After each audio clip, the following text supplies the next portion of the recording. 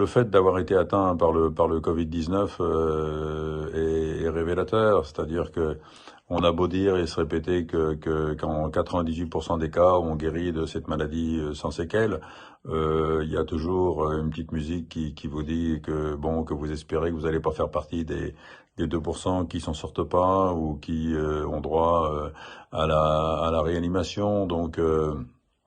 effectivement, ça porte un autre regard, surtout quand on voit les décès autour de soi, de voir les médecins qui sont décédés ou les autres médecins qui sont en réanimation ou les infirmières qui sont en réanimation. Tout ça fait particulièrement réfléchir et ça permet d'avoir un autre regard que celui du soignant. Et c'est une expérience que je ne souhaite pas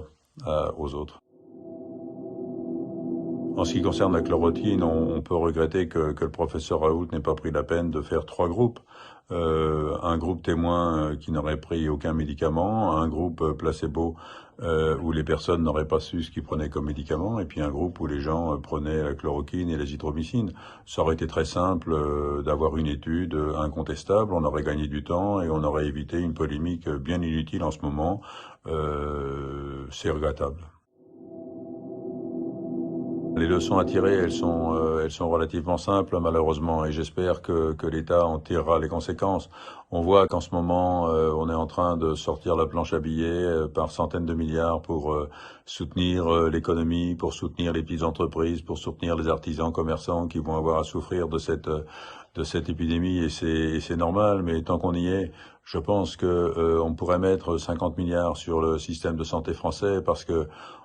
j'espère que le gouvernement a réalisé l'importance d'avoir un hôpital qui fonctionne, mais bien que souvent il oublie les médecins libéraux et la médecine de ville, l'importance d'avoir une médecine de proximité organisée qui malheureusement est en train de se désertifier, et donc j'espère que la planche à billets servira à réorganiser un système de santé qui devra marcher sur ses jambes, une médecine de proximité efficace,